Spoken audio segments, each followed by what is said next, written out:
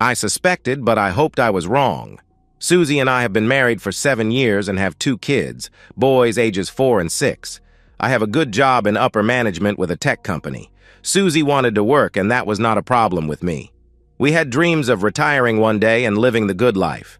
She worked at a small company in the accounting department. She always left home at the same time as I did in the mornings, and we took turns dropping the boys off at daycare and preschool. We texted during the day, and I usually picked the kids up on my way home in the afternoon. She was always there putting together our supper. We played with the kids, watched a little television, put the kids to bed, then enjoyed our adult time. Usually 3 times during the week and always a couple more times on the weekends. There were never any complaints from either of us. About 3 months ago, a new lady was hired at her company. They became instant friends for some reason. Maybe because this woman was married and had 2 boys the same age as our boys. We ended up spending a couple of weekends back and forth at each other's houses for barbecues and play dates with the boys. I was not fond of either of them. The woman smoked and ordered her husband around like she was a queen and he was her slave. Definitely not like a partner in a marriage. The man was such a wimp. When she chastised him about spilling his beer, he drank a lot. He apologized like an abused child. 2 weeks ago, we were at their house. Susie and his wife, Anne, were in the house preparing us a snack. The kids were all watching the latest Disney movie, and this guy, Paul, and I were sitting on the back deck drinking. I still had my first beer, and he was working on his third. It was obvious he had a few before we arrived.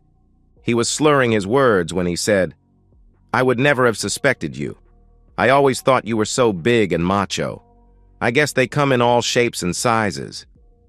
To be honest, I was ready to go 15 minutes after we arrived, but I was putting up with this drunk out on the back deck just to keep him away from the kids. "What are you talking about?" I asked. "Being a c***old. No one would believe you are one." "What gives you the idea that I am that?" I asked. "You let your wife go out every week with Anne? What the hell do you think they are doing? Girl talk until midnight?"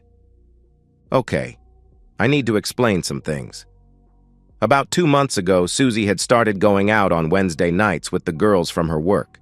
The first couple of weeks, she was home around 8 that night. She said they had dinner and a drink or two. Then she came home at 11:30 one night.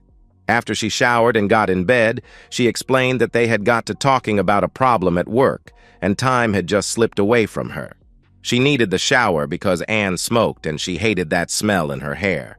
She was too tired, so we snuggled and went to sleep.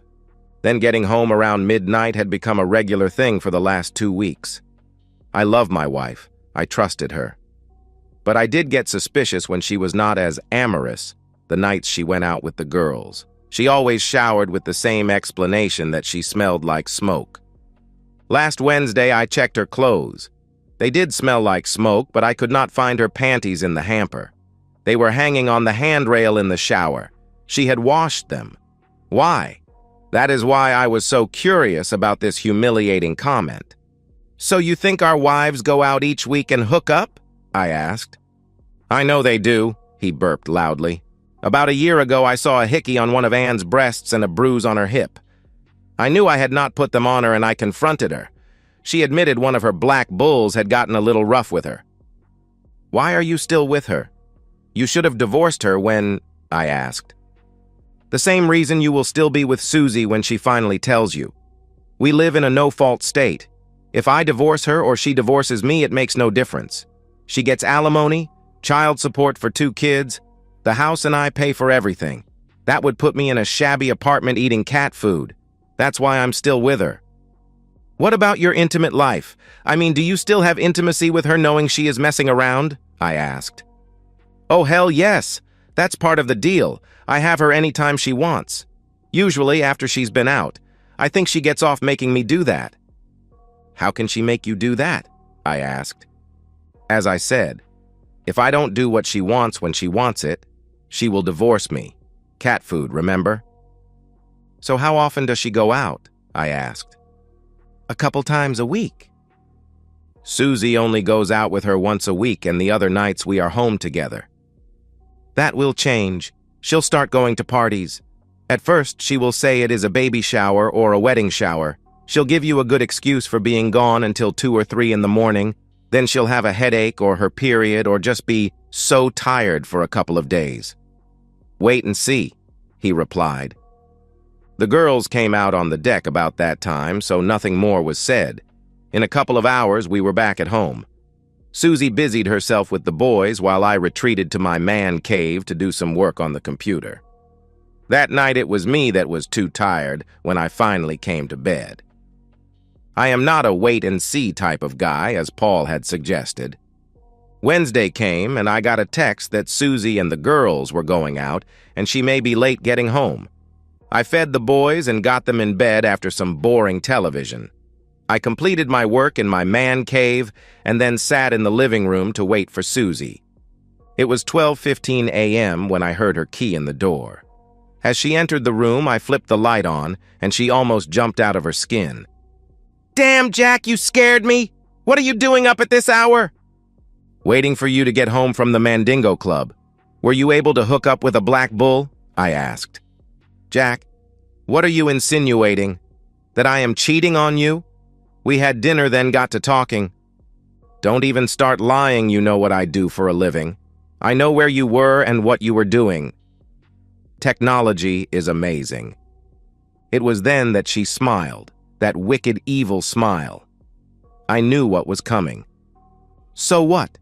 There is nothing you can do about it. If I want to have every black guy in the city, you'll just have to put up with it. This is a no-fault state. Divorce me and I'll get alimony and child support for 2 kids. You'll pay the house note and the kids' tuition. You might get to see your boys once a month if you are lucky. I'll move one of my bulls in here to help with the kids, and there is not a damn thing you can do about it. You'll be living in a little apartment and eating tuna fish out of a can. So just get over it. Anyway, this is probably just a passing fantasy with me. Maybe a year, maybe 2 or 3, and I'll be over my fascination with big black Johnsons. Then we can get back to the lives we have planned. Now I'm going to take a shower and get ready for bed. You better be there when I get there. You know how I like you to spoon with me at night." That little speech was rehearsed. I am betting it was prepared for her by Anne. I got up and cut the light off, then walked up the stairs. She did not try to kiss or hug me. In bed that night, I did spoon with her. The next morning, things went back to normal. I did not want to upset the boys any more than they were going to be in a few weeks. Before she left for work, Susie told me there was going to be a baby shower Saturday night, and she was going with Anne. I grinned and looked at her. "You never were a good liar, Susie. If I have to accept you having a bunch of blacks, you should at least tell me the truth about where you are going." "One of Anne's black friends is having a party and I'm invited. I'll be home around 3 a.m. or so," she replied. "See, that was not so hard, was it?" I asked. "Jack, I love you, I always will. This is just something, you know, a fantasy, nothing more." "Susie, I have had plenty of fantasies over the past years, but I never acted on them. No, this is cheating, not only on me and our marriage vows, but the boys also. I have to put up with it because of the laws in this state, but it is cheating. I think you better change your attitude. Things can get a lot worse for you," she replied. "I'm trying. I just need some time. This is all just so different for me. But I'm getting there little by little." "See you later," she replied. She left smiling. She thinks I am on my way to becoming her submissive partner. She couldn't be more wrong. I took off early and went by her favorite lingerie store in the mall. When she got home, I treated her like a queen. I ran her a bubble bath, then laid the new lingerie on the bed. She was excited. I made a big production of helping her dress and then having her walk around the room posing like a runway model. I told her how much I loved her and that we could work this out. She attacked me, smothering me with kisses. I think I have enough of her recording that I can edit it down to maybe 20 minutes with just her. My face will be blurred out. On Saturday night, I watched her dress for the party. She is going to be a big hit, that's for sure. I recorded her getting dressed. I think I will be able to use that also. She air-kissed me when she heard Anne blow the horn. "Don't wait up!" she shouted as she walked excitedly out the door. The boys were already in bed, so I went directly to the man cave. I have a lot of work to do. It was almost 5 a.m. when I heard her stumbling up the stairs. "Jack, come help me, please?" she asked. "Sure, baby. Rough night?" I replied. "Ann and I were the only girls at the party. There were 8 bulls." "Susie, hold your voice down or you'll wake the boys," I replied. She is obliviously drunk, but I suspect she is high on something like Molly. I can't get her to shut up. I finally got her upstairs and undressed. That's when I noticed the hickeys. She had them on both sides of her neck and on the top of her breasts. She saw me looking at them. "They marked me so that you would know what I had been doing. I told them you already knew, but they marked me anyway." "Look what they did," she answered. "I let her sleep through breakfast with the boys. I made pancakes and told them Mommy was sick. It was 2 p.m. before she stumbled into the kitchen. She was hungry, so I made her some pancakes. She ate and drank a glass of orange juice, listened to the boys for about 10 minutes, then said she was going back to bed. That was fine with me. While the boys watched a movie, I retreated to my cave and made final arrangements with Mr. Mugabe. He had won the bidding. Do you know that over 250,000 girls and women go missing each year in the United States alone? I also bet that you do not know that there are 6 countries in Africa that allow slavery and have active slave markets. The DRC, Democratic Republic of Congo, is one of those countries. It also happens to have the world's largest supply of cobalt, which is used in those electric cars everyone thinks is the future of transportation.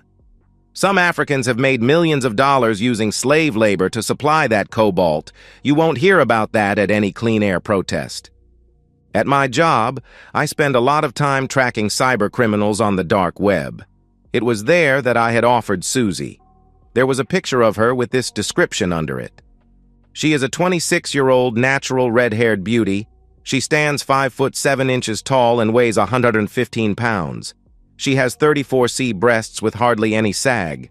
Her eyes are green, and her skin is a brilliant ivory color typical of natural redheads. She enjoys intimacy of all types. Bidding starts at $50,000. I also attached the video. I closed the bidding when it reached $115,000 and contacted her new owner. After a few emails, I told him I would accept $100,000 if he would provide me with certain things. He agreed. Susie did not go to work Monday. I imagine she stayed in bed again all day. She did have dinner ready when the boys and I got home. Tuesday was a normal day as she went to work. Wednesday around noon, I got a text that she was going out with Ann after work. I guess she is feeling better. She was home just before midnight, showered, and came to bed. I did not ask. Thursday night after the boys were in bed, I invited her into my man cave for a talk. "Susie, I've been thinking a lot about this new lifestyle of yours, or ours, I guess. I think I am ready to join you." She is grinning like the cat who ate the canary. "Thank you. You will be so happy. We'll take it slow at first. I won't rush you into anything you can't easily accept. But soon you'll find out, just like Paul did, that it can be so rewarding for you also." She is starting to get too far ahead. "Baby, I want us to take a vacation. Get away from town for a few days. I think I would be more at ease away from anyone we know for the first time. I've given this a lot of thought, and I booked us a flight to the Cape Verde Islands off the coast of Africa. You can lay on the beach during the day, and I'll watch you flirt with all the Africans. Then at night, we'll go to a club where I can watch as you dance with different black men. When you have decided which one you want, you invite him back to our room, explaining to him that I like to watch." She jumped out of her chair and sat in my lap, kissing and thanking me. She promised to be an understanding and gentle mistress. Not as overbearing as Ann is with Paul. She promised that she would always see to my needs. Whatever the hell she meant by that, I have no idea. She was so glad I had finally accepted my situation. She even mentioned how happy Ann would be for us. Susie told me that there was another party this Saturday night, but she was not going. She would be too busy shopping, packing, and making arrangements for the boys since we were leaving Sunday evening. She actually said she did not want to be sore for the trip.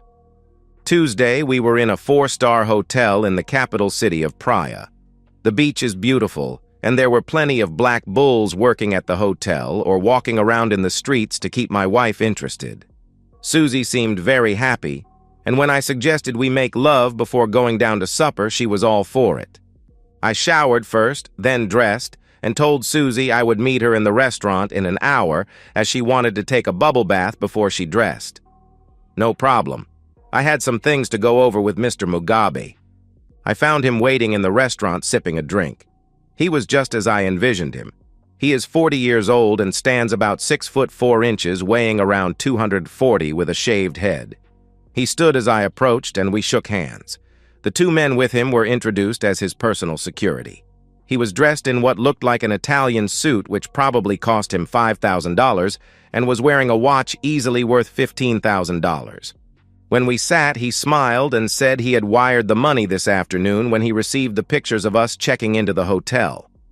I told him I had gotten a notification from my bank that they had received the money. He suggested a scenario for this evening that I agreed with. I was just finishing my drink when Susie walked into the restaurant. She looked amazing. She had on her black heels with a little black dress that stopped about 8 inches above her knees and was slid up to her hip. "Introduce me to your friends," she told me as she smiled at Mr. Mugabe. He had stood as she approached the table, and he took her hand. "I am Winston Mugabe. These 2 are part of my security team." He pulled her chair out, and she sat down. "Jack told me his wife would be joining him for supper, but I had no idea you would be such a lovely creature. You are absolutely the most stunning woman I have seen since arriving here."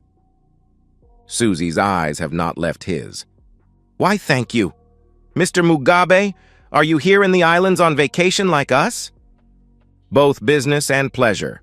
I arrived on my yacht 2 days ago and completed my business this afternoon. I decided to delay my return for a couple of days. Now that I have met you, I am glad I did. I am sorry. I do not mean to interrupt your supper." He started to stand when she put her hand on his. "No, don't go. Stay and have supper with us. We can talk, and you can tell me all about Africa." He sat back down, raised his hand, and snapped his fingers. 2 waiters ran to the table. "I'll join you, but it is my treat." He ordered something in his native language and then dismissed the waiters. Susie was enraptured listening to him talk about his tribe and how he was the oldest prince in line for the throne. He had been educated in England and now ran their cobalt mines.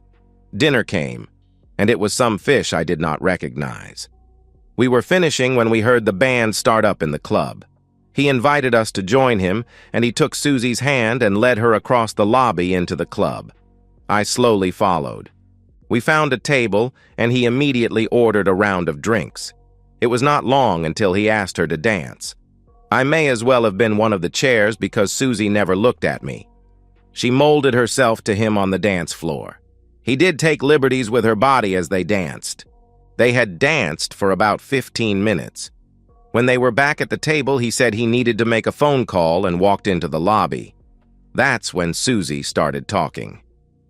"This guy is perfect. He is rich, well-educated, and hung like a horse. When he gets back, I'm going to invite him up to our room. I'll tell him you like to watch, so be on your best behavior. Jack, if you mess this up for me, I'll ask him to have his bodyguards rough you up. Understand?" "I understand I won't be a problem," I replied. This cheating woman has gone from threatening to ruin me financially to threatening to physically harm me. I assured her I would play my part. In the years we had been together, I had never heard Susie talk like that. He walked back to the table and sat down. "A problem?" she asked. "No, nothing like that. Just something I needed to handle back home before it gets too late," he replied. "Why don't we take this party to our room?" My cheating woman can be direct. He looked into her eyes and he asked about me. "He won't bother us, he likes to watch," she replied. Mugabe knows the true reason why she is here. "That's totally fine with me, but I would like our first time to be special. Just you and me if that is all right with you. I'll extend my stay and we'll have plenty of time to play games over the next few days. How about tonight we go back to my yacht and spend some time getting to know one another?" Susie never looked at me or asked for my approval or permission. "I'd love that," was her answer. There was no kiss goodbye or even a glance at me as he took her hand and walked out into the lobby. That was the last time I saw my wife, Susie. After they left, I finished my drink as I watched people on the dance floor, mostly elegantly dressed black men dancing with white tourists. I never regretted for 1 minute what I had done. The $100,000 will be put into a college fund for the boys. I went to the room and packed all of Susie's things in her 2 suitcases. As I was finishing, there was a knock at my door. I was expecting it.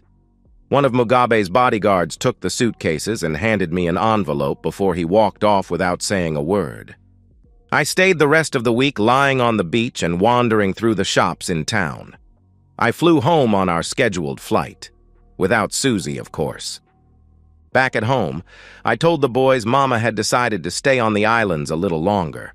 I was putting off the pain as long as I could. It was 3 days later that Anne called. I told her the story that Susie had met a rich African and ran off with him. She did not believe me. She kept shouting, "What did you do to her?" as I hung up the phone. The next afternoon, she showed up at my door with a black detective. He wanted to know where my wife was and why I had not filed a missing person report. "She is not missing, that's why. The last time I saw her, she was leaving with a black man to spend the night on his yacht. Before I left, I checked with immigration and found this." I showed him a copy of Susie's passport. It had an exit stamp showing that she had left the Cape Verde Islands 3 days before I had left. "On the internet, I found this." I handed him a copy of an email. It showed her entry into the Democratic Republic of the Congo 6 days later. "That's where that cheating woman is, living like a queen while I take care of the kids and all the bills. I can't believe she did this to me." The detective thanked me for my time, then they turned and walked back to his car. I did not miss the fact that his hand was on Anne's back the entire time. I guess he is one of her bulls, and he was doing her a favor. She'll probably pay him back in the car on the way to her house. Then she'll kiss Paul. That could have been me getting that kiss if I had not taken action. I used the copies of Susie's passport that Mugabe had furnished me to file for divorce. It took a while, but I was finally free of that cheating woman, and I was not eating tuna fish out of a can. Revenge is a dish best served cold. It was about 5 months later, as I was sitting at a small cafe eating lunch, when Anne's husband, Paul, sat down uninvited. After exchanging a few pleasantries, he started talking about his relationship with Anne. Things had not gotten any better. In fact, they were worse. A lot worse. "She has me in a cage. I haven't experienced a climax in over a month." "Why?" I asked. "She said I embarrassed her in front of one of her friends." "How?" I asked. "I was cleaning up after her time with him when he became aroused again. He wanted more, but I refused. Now I'm back in the cage indefinitely. Sometimes I just wish she'd find some wealthy guy and leave me for him, like Susie did with you. You were fortunate, man." "Yeah." "Very lucky," I replied. He got up out of his chair, very gingerly, and left. But it got me thinking. All the problems Susie and I had were caused by Anne. That cheating woman should be made to pay. After the kids were asleep that night, I came up with a plan. Susie was going to send Anne an email. Well, not really, but it was sure going to look like she did. First, I contacted Mr. Mugabe and asked if he would be interested in a 28-year-old blonde who is as pretty as Susie. I told him her story, and he offered $50,000 sight unseen. If she truly is as pretty as Susie, he would send another $25,000 when he took delivery. I said I would let him know when to expect delivery. I could not help but ask about Susie. It had been almost 5 months, and I was curious. She wore on my nerves very quickly. She is now working 3 shows a night at one of my clubs and doing very well. She accepted the training quicker than most, and now seems very happy. You should come visit her sometime. I am sure you would enjoy watching her perform. Then he laughed. I doubt Susie was enjoying much of anything these days. After cutting the connection, I started working on the email from Susie to Anne. Dear Anne, I am sorry it has been so long since I have contacted you. My life is a dream. You would not believe it. First, I was accepted into Winston's tribe. You would have loved that ceremony. It was shared by all the members of his royal family. Then the wedding, more sharing. Africans love to share. Then we flew to Paris on the family's private jet. My new husband let me shop. Shopping in Paris, buying anything I wanted. Now I am back in Kinshasa living in a palace. I do absolutely nothing. We have cooks, maids, gardeners, and slave girls who wait on me hand and foot. Some days I play all day in the pool, lying about while getting pampered like the queen I will be one day. But I miss you. We had such fun together. We made the most interesting and exciting plans. I owe you so much. I think about you all the time. I wish you would consider taking your vacation in Africa this year. Leave that wimp of a husband with the kids and visit me. We'll take the yacht and cruise the coast. I'll get Winston to bring his brother Montgomery along. He is not married, and believe me, he is every bit as big as Winston. You'll love him. I could even get you accepted into their tribe. Think about it. Love you, Susie. I sent that, and within an hour, I got a reply. Dear Susie, so glad to hear from you. Your life sounds so exciting. I am so happy for you and appreciate that you credited me with getting you away from the boring life you had here. Mine is about the same as it was when you were here. I still go out on Wednesday nights and party most weekends, so I won't go into it. You know the drill. Oh, one thing is different. I have Paul in a cage. That idiot refused Jamal. Remember Jamal? Well, after I had Jamal slapped him around, he did it, but for embarrassing me, I put him in the cage. It has been over a month now. He cries and begs me to take it off. I'm trying to think of something both humiliating and disgusting for him to do, like taking him to one of the parties and humiliate in front of everyone. That would teach him a lesson he would never forget. I like your idea of a vacation. We had planned on taking the kids to Disney World next month. I could let Paul do that trip and I could go see you. But like always, it is about the money. We cannot afford the ticket to Africa and the tickets to Orlando right now. It took us 2 years to save for the trip to Disney. But Monty sounds interesting. Keep in touch, Anne. Not to sound too anxious, I waited 2 days before responding. Dear Anne, sorry it took so long to write back. We went on a visit to the mines. We flew in helicopters over the jungle and through the mountains. Africa is so beautiful. There we stayed in our home away from home. It is another mansion complete with everything a girl needs to be happy, meaning lots of young male and female slaves to do her bidding. Don't worry about the money. Tell me the date you can come and the date you have to return, and I'll have it all arranged for you. Bring summer clothes and bikinis. Love you, Susie. The reply with the dates was almost immediate. An hour later, I had made all the flight arrangements for Mrs. Ann Jones to fly to Kinshasa in the DRC. It was a round-trip ticket, but she would only use half of it. She was never coming home. Mr. Mugabe was pleased with Anne and sent me another $25,000. The day before she was scheduled to come home, I sent Paul an email from Anne's email account telling him she had met someone and was staying in Africa. Short and sweet. It was about 2 weeks later, as I sat having lunch, that Paul again sat down across from me. Uninvited, of course. I want to thank you. For what? I asked. I don't know how you did it, but I just came from my attorney and he said I should not have any problems divorcing that cheating woman, Anne. What happened? I asked. No, I am not going to play this game with you. Again, thank you. He got up and left the restaurant. I did notice he was moving normally again. There are always options. And that's the end of today's story. If you enjoyed it, please give this video a thumbs up and drop a comment below. Your support helps the algorithm push my content further. If you're new to the channel, don't forget to hit that subscribe button. It really helps me keep creating more stories for you. Thanks for watching, and I'll see you in the next one.